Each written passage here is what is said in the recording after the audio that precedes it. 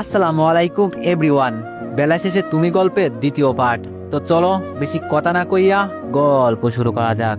Aunty আমার দিকে অসহায় দৃষ্টিতে তাকিয়ে বলল, আমার মেয়ের জন্য অনেক ছেলে আছে, কিন্তু তোমার মতো ছেলে হয়তো পাবো না। জানি তোমার আগে বউ ছিল, কিন্তু এখন তো নাই। কখনো শুনছো ভালো কিছু হাতে পেয়ে ছেড়ে দিতে? আমরাও তাই করছি। আমাকে কিছু বলতে না দিয়ে আঙ্কেল আবার বলল, তা বাবা আমি কি কোনো ভুল কিছু বলে ফেলেছি? আঙ্কেল আসলেই বলতেই মাই সিঁড়ি দিয়ে নামতে নামতে বলল, দেখো আম্মু, আমার আপুকে আজকে নতুন বইয়ের মতো লাগছে না? সামনে তাকিয়ে দেখি সিঁড়ি দিয়ে মাহিয়ার লাল শাড়ি পরা একটা মেয়ে নামছে। হয়তো এটাই সেতু হবে। আমার তো এখন কেমন জানি একটু লজ্জা লজ্জা লাগছে। আবার নতুন কোন বিপদে ফেসে গেলাম আমি? সেতু এসে আমার সামনে বসলাম। আন্টি ঘোমটা তুলে বলল, সারা জীবন তো ছাত্রী হিসাবে দেখে আসছো, আজকে না হয় বইয়ের নজরে দেখো। আমার মেয়ের কোনো দিক থেকে কম নেই বাবা। সারা জীবন আমাদের কথা মতোই চলছে, যেভাবে বলছি সেভাবেই চলছে। আর তুমি তো ভালো করেই জানো আমার মেয়ের সম্পর্কে। সেতুর দিকে তাকিয়ে কেমন জানি একটু লজ্জায় পড়ে গেলাম। আর যাই করি না কেন, একটা পিচ্চি মেয়েকে আমি বিয়ে করব না, এটা কখনোই হতে পারে না। আরে ও তো আমার ছোট বোনের মতোই। মাথা নিচু করে বললাম, আঙ্কেল হঠাৎ করে এমন সিদ্ধান্ত নেওয়ার কারণ? আঙ্কেল বলল, কোনো একটা কারণ তো আছেই বাবা, নইলে তো তোমায় বলতাম না।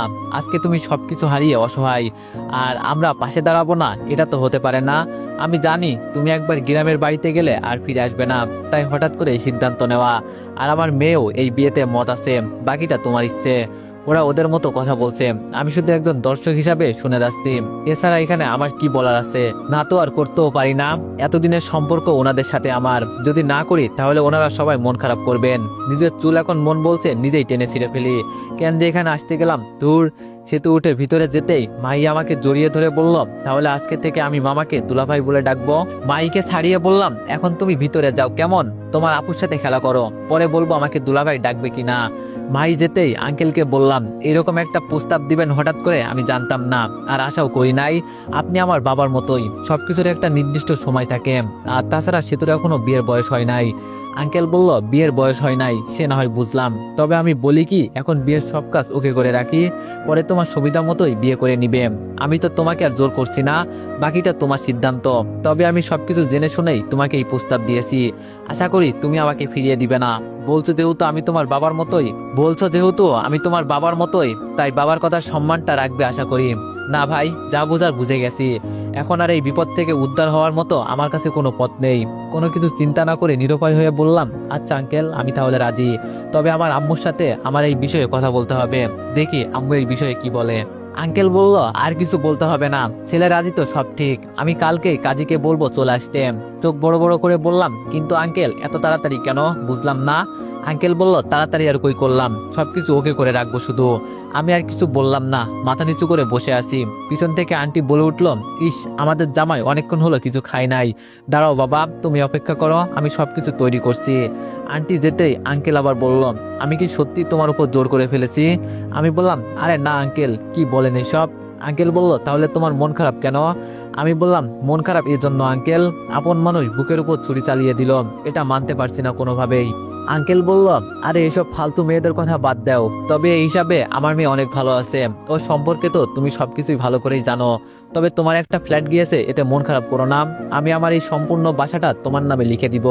আমার তোমার উপর অনেক আশা ভরসা আছে। ওনাকে আর কি বলবো যে এতটা পরিমাণে বিশ্বাস করে আমাকে। কিছুক্ষণ চুপচাপ বসে থাকার পর আন্টি এসে বলল, বাবা তুমি টেবিলে বসো, সব খাবার রান্না হয়ে গেছে। অনেকক্ষণ ধরে এই সেই করতে করতে পেটে অনেক ক্ষুধা লাগছে। আমি গিয়ে টেবিলে বসতেই আঙ্কেল আমার পাশে বসলো।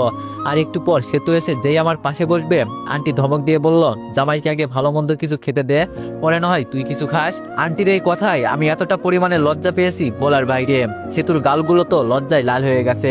এত এত খাবার আমার থালায় তুলে দিচ্ছে, মনে হচ্ছে এখনই আমার জামাই আদর করা শুরু হয়ে গেছে। মাহিও ছোট ছোট হাত দিয়ে আমার থালায় খাবার তুলে দিচ্ছে। আজকে মনে হয় আমি সত্যি সত্যি শেষ। আঙ্কেল আমার দিকে তাকিয়ে মুচকে এসে বললাম, এত লজ্জা পাওয়ার দরকার নেই, খাও খাও, পরে লজ্জা পেয়ে নিও, কেমন? আসলে মানুষ একটা কথা ঠিকই বলে, কার ভাগ্যে কি লেখা আছে তা কেউ জানে না। আমি ভাবি নাই আঙ্কেল আন্টি আমাকে এতটা পরিমাণে ভালোবাসে, কিন্তু এত ভালোবাসা যে আমার জন্য ঠিক না। বেশি ভালোবাসা আমার গায়ে সহ্য হয় না, নইলে কি মিতু আমাকে ছেড়ে পরকীয়া প্রেমে জড়িয়ে পড়তো? আমি বুঝতে পারছি, যদি সেতুকে আমার বিয়ে করতে হয় তাহলে এখানে আমার ঘর জামাই থাকতে হবে। আর এমনি আমার ঘর জামাই থাকার ইচ্ছা নেই। আমি ভাই নিজের মতো চলতে পছন্দ করি। আর এমনিতেই সেতুর উপর আমার কোনো ফিলিংস নাই। একটা কথা কি জানেন, একটা স্টুডেন্টকে আপনি 1 বছর পড়ালেন, ওর উপর আপনার অন্যরকম একটা ভালোবাসা তৈরি হবে ছাত্র হিসাবে। আর হঠাৎ করে যদি বলে ওকেই আপনাকে বিয়ে করতে হবে, তখন সেটা ইম্পসিবল, কোনোদিনই সম্ভব না। হ্যাঁ, আমি সিদ্ধান্ত নিয়েছি আজকে রাতে এখান থেকে পালিয়ে গ্রামে চলে যাব। অনেক হয়েছে এইসব নাটক পাটক, আর না। যেখানে নিজের মানুষ আমাকে ধোকা দিয়েছে, 2 দিন পর এরা দিবে না, এটার কি গ্যারান্টি আছে? আমারও তো একটা পরিবার আছে, সবাই আমার উপর চেয়ে আছে। এইসব চিন্তা করছি আর খাচ্ছি। এর মাঝে মাহি বলে উঠল, দুলা ভাই আমার একটা ইচ্ছা আছে। বিয়ে এখনো করি নাই, এর মাঝে দুলাভাই ডাকা শুরু হয়ে গেছে। বিয়ের পর তো আমাকে আরো জ্বালিয়ে মারবে। মাংকের চিপাই আছি রে ভাই, পিচ্ছি মানুষ দুলাভাই বলছে, উত্তর তো দিতেই হবে। আস্তে করে বললাম, মাহি বল। ভাই বললাম, দুলাভাই আমার ইচ্ছাটা হলো আমি আপনি আপু মিলে কোনো একটা পার্কে যাব। সারাদিন আমরা ঘোরাঘুরি করব, আইসক্রিম ফুচকা সবকিছু খাবো আমরা। অনেক এনজয় হবে না দুলাভাই? সেতু ওর বোনকে থামিয়ে দিয়ে বলল, এই এত বিরক্ত করিস না তো ওনাকে, দেখছিস না উনি খাচ্ছে, পরে এইসব কথা বলিস। সেতুর উপর চোখ পড়তেই আমি কথা বলার ভাষা হারিয়ে ফেলেছি। ওকে দেখে কি হাসি খুশি লাগছে। হয়তো সেতু এই বিয়েতে রাজি, কিন্তু ও এটা বোঝে না কেন যে ও এখনো আমার কাছে বাচ্চা একটা মেয়ে মাত্র। আমি এখান থেকে পালিয়ে গেলে আঙ্কেল আমাকে আর খুঁজে পাবে না, কারণ আমি আমার গ্রামের কথা কাউকে আজ পর্যন্ত বলি নাই, কারণ এর প্রয়োজন মনে করি নাই। কে জানতো সে আজ অন্য কারোর বউ? ছিছি, আমার ভাবতেও ঘৃণা লাগছে। একটা মেয়ে স্বামী থাকতেও কিভাবে অন্য কারোর সাথে পরকীয়া প্রেম করে। আজ আমি ভালো করেই বুঝছি মেয়েরা স্বামী বিদেশ আইডি কেন খোলে। সারাদিন মাথার ঘাম পায়ে ফেলে প্রবাসী স্বামীরা টাকা ইনকাম করে, আর তুমি বেডি সেই টাকা দিয়ে দিন শেষে পরকীয়া প্রেমে জড়িয়ে পড়ো। সিসি, লজ্জা করে না তোমার? তবে একদিন তোমাকে এর হিসাব দিতেই হবে, মনে রেখো। আজকে আমার বউকে পরকীয়া প্রেমে ধরা পড়তে দেখে আমার কতটা যে কষ্ট হয়েছে তা আমি জানি। মনে হচ্ছিল জানো কেউ কলিজার মাঝে তীর দিয়ে আঘাত করছিল। আন্টি বলল, বাবা আর একটু মাংস দিই। আমি বললাম, আরে না আন্টি, যেই খাবার খেয়েছি আজকে অসুস্থ না হলেই হয়। আঙ্কেল হাসি দিয়ে বলল, অসুস্থ হলে আমার মেয়ে আছে, তুমি কোনো চিন্তাই করো না। সে তো আর এখানে দাঁড়িয়ে না থেকে লজ্জা পেয়ে উপরে চলে গেল। আমারও খাওয়া দাওয়া প্রায় শেষ, এখন শুধু রাত হবার বাকি। রাত হলে এখান থেকে পালিয়ে চলে যাব, তবে শেষবারের মতো মিতুকে একটু দেখে যাব ও এখন কেমন আছে। মনকে যেন কোনোভাবেই বুঝাতে পারছি না। শেষমেশ মিতু আমার সাথে এটা করতে পারলো, মেনে নিতে পারছি না ভাই কোনোভাবেই। আসলে আপন মানুষ চেনা বড় দায়। খাওয়া দাওয়া শেষ করে সোফায় গিয়ে বসলাম। আঙ্কেলের সাথে অন্য বিষয় নিয়ে কিছু কথা বললাম। রাতে রুমে বসে আছি, এই মুহূর্তে মাই এসে বলল, দুলা ভাই আপু আপনাকে ছাদে যেতে বলেছে। মনে মনে বললাম, এই মেয়ে আবার আমাকে কি বলবে। আমি বললাম, আচ্ছা যাও মাহি, আমি আসছি কেমন। ভাইকে বিদায় করে আমি উঠে দাঁড়ালাম, গিয়ে দেখি সেতু কি বলে। আর এমনি তো আজকে রাতে পালিয়ে চলে যাব। ছাদে গিয়ে দেখি সেতু অনেকটাই খোলামেলা পরিবেশে দাঁড়িয়ে আছে। আমি কখনো ওকে এই অবস্থায় দেখি নাই। সেতুর গায়ে সাধারণ একটা গেঞ্জি, যেটা দেখে আমি মাথা নিচু করে রইলাম। সেতু আমাকে দেখে একটা হাসি দিল। মাই আমার কাছ থেকে ফোন নিয়ে বলল, দুলা ভাই তোমরা কথা বলো, আমি নিচে আছি, তোমাদের বিরক্ত করে লাভ নেই। মাই যেতেই সেতু আমাকে প্রশ্ন করলো, তা সব মিলিয়ে কেমন আছেন?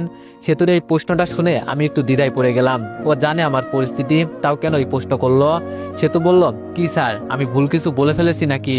আমি বললাম, না, হঠাৎ করে এই প্রশ্ন করলে তাই একটু অবাক হলাম। সেতু বলল, আচ্ছা এইসব বাদ দেন স্যার, আপনার মন মানসিকতা এতটা নিচ সেটা আমি আগে জানতাম না।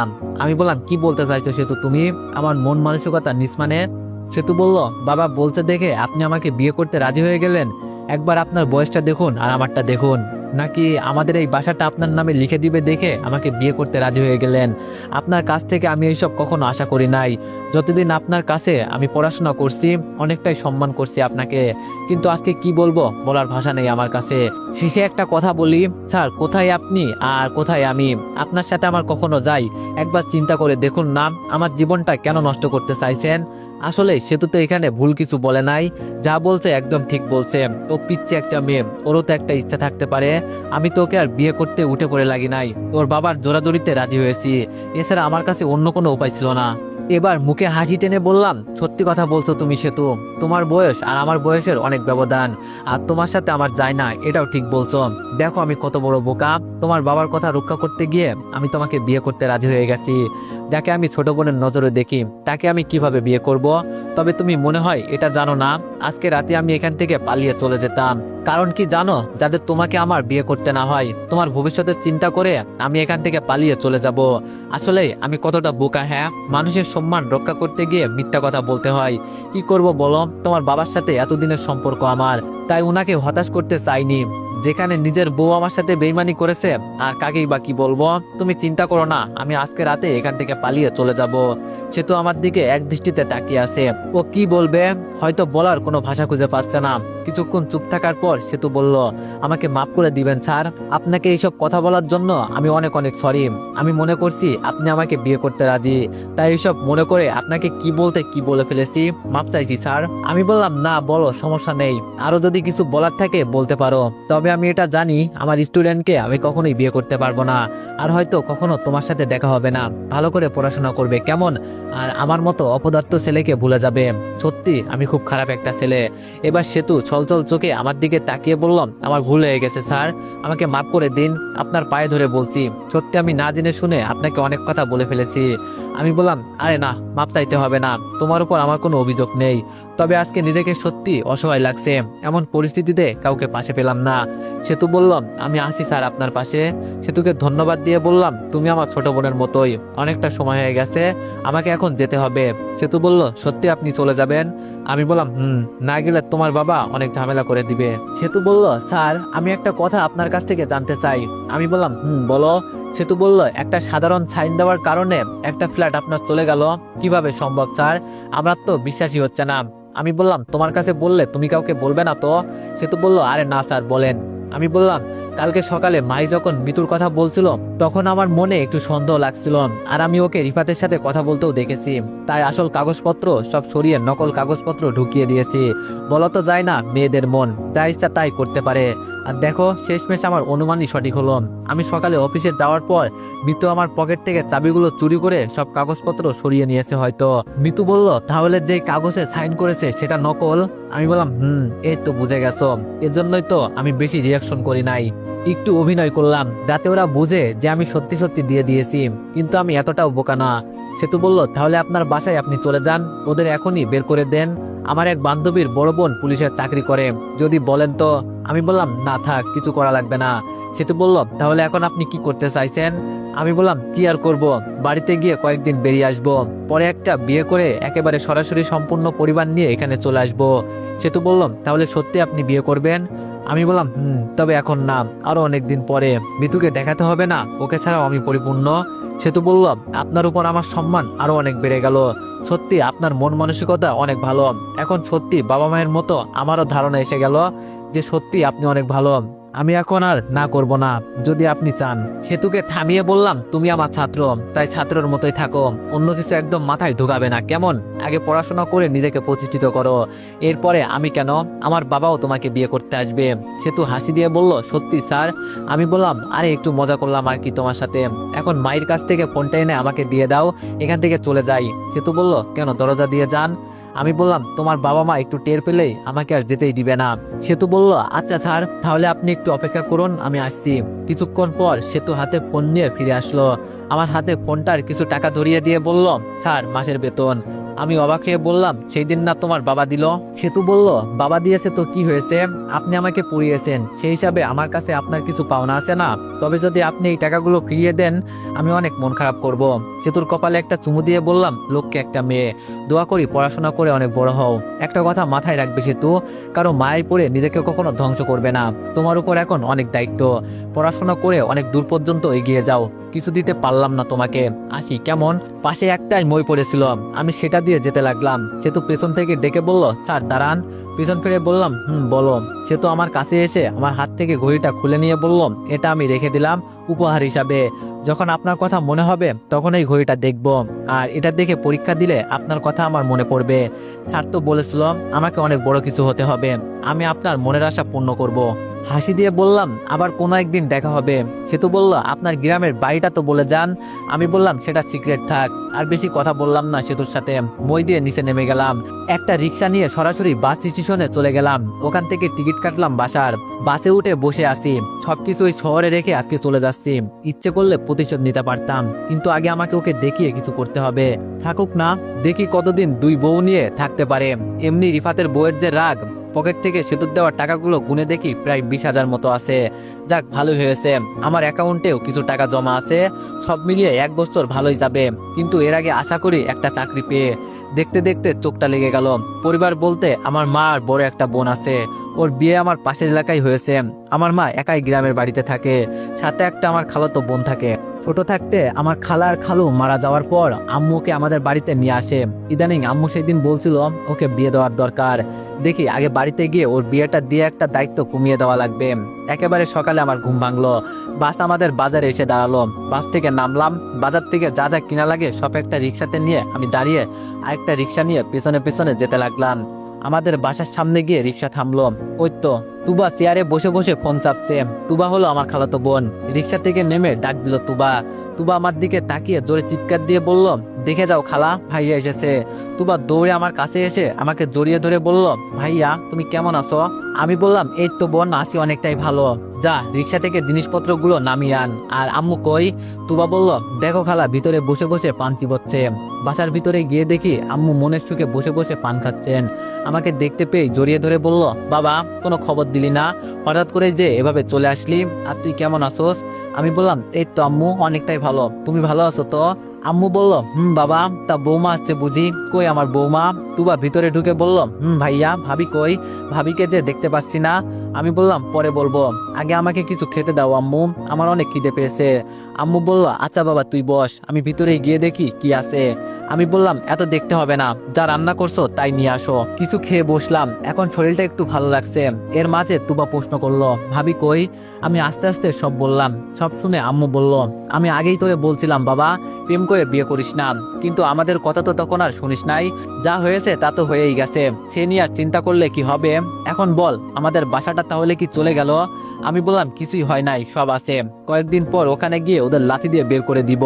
এখন এইসব কথা ছাড়ো, আপুকে বলছো আমি আসছি যে? তুবা বলল, ভাই আমি বলছি, আর আপু মনে হয় কিছুক্ষণের ভিতরে চলে আসবে। আম্মু তুবাকে বললাম, আমার ছেলের জন্য ভালো কিছু রান্না করতো মা, অনেকদিন পর ছেলেটা আসছে। আমি বললাম, আরে আম্মু লাগবে না কিছু, এটা কি পরের বাড়ি? আম্মু বলল, তাও তো তুই এতদিন পরে আসলি। এখন শোন বাবা, তুই আসলি অনেক ভালো হয়েছে। আমাদের পাশের এলাকায় তো রহিম চাচাকে চিনিস না? রহিম চাচার সাথে আমার বাবার ভালো একটা সম্পর্ক ছিল। বাবা মারা যাওয়ার পর তেমন কোনো যোগাযোগ হয় নাই ওনার সাথে। শুনছি উনি নাকি বড় একটা কোম্পানির মালিক, আর ছোট ছোট কোম্পানি আছে নাকি তার। অনেক বড় লোক হয়ে গেছে ওনারা। থাক, এদের কথা বলে আর কি করব, নিজের চিন্তা করেই বাঁচি না, আবার পরের চিন্তা। আমি বললাম, আম্মু চিনি তো রহিম চাচাকে, কেন কি হয়েছে? আম্মু বলল, উনার বড় মেয়ে বিয়ে দিবে এই শুক্রবারে, আমাদের সবাইকে দাওয়াত দিয়ে গেছে। আর যেহেতু তোর বাবার সাথে ভালো একটা সম্পর্ক ছিল, যেতে তো হবেই। আমি বললাম, আচ্ছা সে পরে দেখা যাবে, দাওয়াত যেহেতু আসছে যেতে তো হবেই। এর মাঝে আপু এসে ভাই ভাই বলে আমাকে জড়িয়ে ধরলো। আমি বললাম, কেমন আছো আপু? আপু বলল, আগে ভালো ছিলাম না, এখন অনেকটাই ভালো আছি। আমি বললাম, দুলাভাই আসে নাই? আপু বলল, কাউকে কিছু বলতে পারি নাই, তুই আইসোস দেখে দৌড়ে চলে আইছি। আর মিতু কই রে? মিতুকে তো দেখতে পারছি না। আমি বললাম, আম্মুর কাছ থেকে শুনিস, তুই ব্যাগ থেকে একটা লুঙ্গি বের করে দে তো, গোসল করতে হবে। বাসা থেকে বেরিয়ে পুকুর পাড়ে চলে গেলাম। আহা, কতদিন পর পুকুরের পানিতে গোসল করব, মজাই আলাদা। আগের কথা মনে পড়ে গেল। স্কুল জীবনে একটা মেয়ের সাথে আমার প্রেম ছিল, আর পড়ালেখার কারণে শহরে চলে ওকে ভুলে গেলাম। আবার নতুন জীবন শুরু হলো শহরে। আর এই পুকুরের মালিক যে, তার মেয়ের সাথে আমার প্রেম ছিল। এখন এক্স গার্লফ্রেন্ড, বিয়ে হয়ে গেছে নাকি সেটাও বলতে পারি না। আম্মুকে যদি এই বিষয়ে কিছু বলি, জুতা দিয়ে আমাকে পিটাবে। এই মেয়ে আমার আম্মুর পছন্দ না বেশি একটা, তাই তো আমাকে শহরে পাঠিয়ে দেয়। লুঙ্গির নিচে রেখে পানিতে নেমে গেলাম। হঠাৎ উপর থেকে এক মুরব্বি চিৎকার দিয়ে বলল, কে রে আমার পুকুরে নামছে? মগ দিয়ে গোসল করা যায় না? নেমে কি গোসল করতে হয়? আমি পানি থেকে আঙ্কেলের দিকে তাকিয়ে বললাম, সরি আঙ্কেল, আমি জানতাম না। আঙ্কেল বলল, ও দীপু তুমি কখন আসলে শহর থেকে? আমি বললাম, এই তো কিছুক্ষণ আগে আসলাম। এর মাঝে একটা মেয়ে এসে বলল, কার সাথে কথা বলছো বাবা? আঙ্কেল বলল, আর দেখ না দীপু এসেছে। আরে এ তো আমার এক্স গার্লফ্রেন্ড মিম। যাক, অনেকদিন পর দেখলাম, আগের থেকে অনেকটাই মোটা হয়ে গেছে। আঙ্কেল আমাকে বলল, বাবা আমি একটু কাজ দেখে আসছি, পরে কথা বলবো তোমার সাথে, কেমন আসো না কয়েকদিন? আমি বললাম, আঙ্কেল আসি, সমস্যা নেই, যান আপনি। আঙ্কেল চলে যেতেই মিম আমার লুঙ্গিটা হাতে নিয়ে বলল, কেমন আছো দীপু? আমি বললাম, আসিলাম তো ভালোই ম্যাডাম, লুঙ্গিটা নিচে রাখলে খুশি হতাম। মিম বলল, সে তো রাখবই, এতদিন পর তোমার সাথে দেখা, দেখে মনে হচ্ছে সে আগের মতোই আসো, একদম চিকনা চিকা। আমি বললাম, তো মিস এক্স গার্লফ্রেন্ড তোমার বিয়ে হয়েছে? মিম এবার একটু রাগ দেখিয়ে বলল, কুত্তা তুই কথা বলবি না আমার সাথে। আমি বললাম, আরে এত রাগ করিস না, এখন বল তোর কি বিয়ে হয়ে গেছে? মিম বলল, তোর কি মনে হয় তোর জন্য আমি মারা যাব? আমারও বিয়ে হয়ে গেছে, আমার জামাইয়ের 3টা মাইক্রো আছে নিজস্ব। আমি বললাম, ওরে বাবা, তা তো ভালোই, দেখি তোর জামাইয়ের একটা পিক দেখাতো। মিম বলল পানি থেকে দেখবি উপরাই দেখাবো। আমি বললাম না, পানিতেই ভালো লাগছে, তুই দেখা। মিম একটা পিক দেখিয়ে বলল এই যে দেখ। পিকটা দেখে আমি পানিতে হাসতে হাসতে ডুবে যাচ্ছি। আমি মনে মনে এটাই আন্দাজ করছিলাম বড় লোকেরা টাকলে হয়, আর শেষমেশ মিম এটাই করলো। কি লজ্জা কি লজ্জা। মিম আমাকে হাসতে দেখে বলল এভাবে হাসবি না তো। আমি বললাম আচ্ছা সরি রে, তবে তুই কি সুখে আছোস? মিম বলল এই তো আছি মোটামুটি। আমি বললাম আমার বইয়ের মতো আবার পরকীয়া প্রেম করিস না। মিম বলল বুঝলাম না দীপু। আমি বললাম এত বুঝতে হবে না, এখন আমার লুঙ্গিটা দে, চেঞ্জ করতে হবে। মিম বলল এটা দেওয়া যাবে না, তুই আমাকে অনেক শাস্তি দিয়েছোস, আজকের হিসাব করতে হবে না, সুযোগ পেয়েছি যেহেতু। এর মাঝে আপু ডাকতে ডাকতে এসে বলল দীপু এত দেরি লাগে গোসল করতে? মিম আমার লুঙ্গিটা নিয়ে যেতে যেতে একটা হাসি দিয়ে বলল আজকে মজা বোঝ। আমি বললাম মিম এমন করিস না প্লিজ, আমার লুঙ্গিটা দিয়ে যা। বেচারি দেখতে দেখতে চলে গেল। আপু এসে আমাকে পানিতে দেখতে পেয়ে বলল অনেক গোসল হয়েছে, এখন ওঠ, তো দুলাভাই আসছে, বাজার থেকে কিছু কিনে নিয়ে আয়। আমি বললাম আপু আমার লুঙ্গি ওই মিম নিয়ে গেছে, শালিকে ছাড়বো না আমি। আপু বলল আবার ওই মেয়ের পিছনে পড়লি? তবে আমি বলি কি, শহরের মেয়ে বিয়ে না করে এই মিমকে যদি বিয়ে করতি অন্তত সুখে থাকতি। গ্রামের মেয়েরা আর যাই করুক ধোকা দেয় না। আমাকে একবার শহরে ওর কাছে নিয়ে যাবি, ওর চুল যদি আমি না ছিঁড়ি। আমি বললাম থাক আর তোর কিছু করতে হবে না, আমাকে একটা লুঙ্গি এনে দে, বাসায় তো যেতে হবে নাকি। আপু অন্যটা দিয়ে বললাম এটা পেঁচিয়ে চলে আয়, আর দেরি করিস না। এটা বলেই আপু চলে গেল। কোনো মতো অন্যটা গায়ে দিয়ে বাসায় গেলাম। তুবে একটা লুঙ্গি দিয়ে বলল ভাইয়া ওই মেয়ের পাল্লাই আর পড়ো না, নইলে কিন্তু খালামুনি ঝাড়ু দিয়ে পিটাবে। আমি বললাম আসতে বল, আম্মু শুনতে পেলে এখন আমাকে সহ তোরও পিটাবে। কোনো রকম তৈরি হয়ে বাজারে চলে গেলাম আবার। সবাই যেহেতু একসাথে হয়েছি পার্টি তো একটা হবেই। আনন্দের মাঝ দিয়ে শুক্রবার চলে আসলো। গোসল করে তৈরি হচ্ছি বিয়েতে যাওয়ার জন্য। এই তো সকালে আম্মু বলছিল ওনার বড় মেয়ে নাকি বিদেশে ছিল, আর ছোট মেয়ে দেশ থেকে কোম্পানি দেখাশোনা করে। আমি কাউকে বলি নাই আমার চাকরি চলে গেছে, শুনলে আম্মু মন খারাপ করবে, তাই বলি নাই। দেখি যদি রহিম চাচাকে পাই ওনাকে বলে একটা চাকরি নিয়ে নিব। রেডি হতেই আপু বলল বাবা একদম রাজপুত্রর মতো লাগছে আমার ভাইকে, দেখি ভালো কোনো মেয়ে পেলে আবার তোরে বিয়ে করিয়ে দিব। আমি বললাম সে চিন্তা পরে করা যাবে, আপু আগে চল। সবাই মিলে রওনা দিলাম। তবে আজকে থেকে মিমের সাথে একবারই দেখা হয়েছিল, আর ওকে পাই নাই। বিয়ের পর মেয়েরা হয়তো নানা রকম ব্যস্ত হয়ে যায়। বিয়ে বাড়িতে গিয়ে তো এভরিওয়ান নেক্সট পার্টের জন্য সবাই অপেক্ষা করো, আর সবাই একটু বেশি বেশি লাইক আর কমেন্ট করে দিও। ধন্যবাদ।